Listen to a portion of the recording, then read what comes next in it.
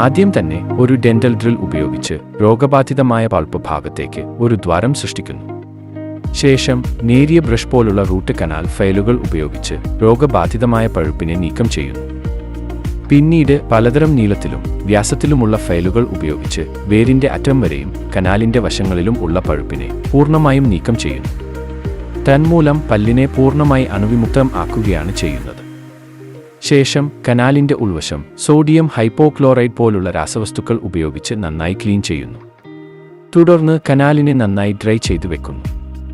Canal നന്നായി dry ആയെന്ന് ഉറപ്പുവരുത്തിയതിനു ശേഷം കട്ടപെർച്ച എന്ന പേര് ഉള്ള ഒരു മെറ്റീരിയൽ ഉപയോഗിച്ച് കനാലിന്റെ ആന്തരിക ഭാഗം സീൽ ചെയ്യുവാനുള്ള തയ്യാറെടുപ്പാണ് അടുത്തത്.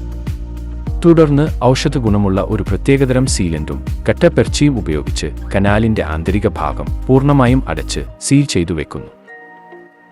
റൂട്ട് കനാൽ ചെയ്ത പല്ല് പൂർണ്ണമായും വേദനരഹിതമായി എന്ന് ഉറപ്പുവരുത്തിയതിനു ശേഷം കട്ടിയുള്ള അടവ് ഉപയോഗിച്ച് പല്ലിനെ അടയ്ക്കുന്നതാണ്.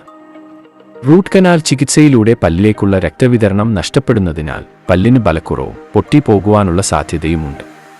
അതുകൊണ്ട് തന്നെ റൂട്ട് കനാലിന് ശേഷം ആ പല്ലിൽ ഒരു ക്യാപ്പ് ഇടേണ്ടത് അനിവാര്യമാണ്.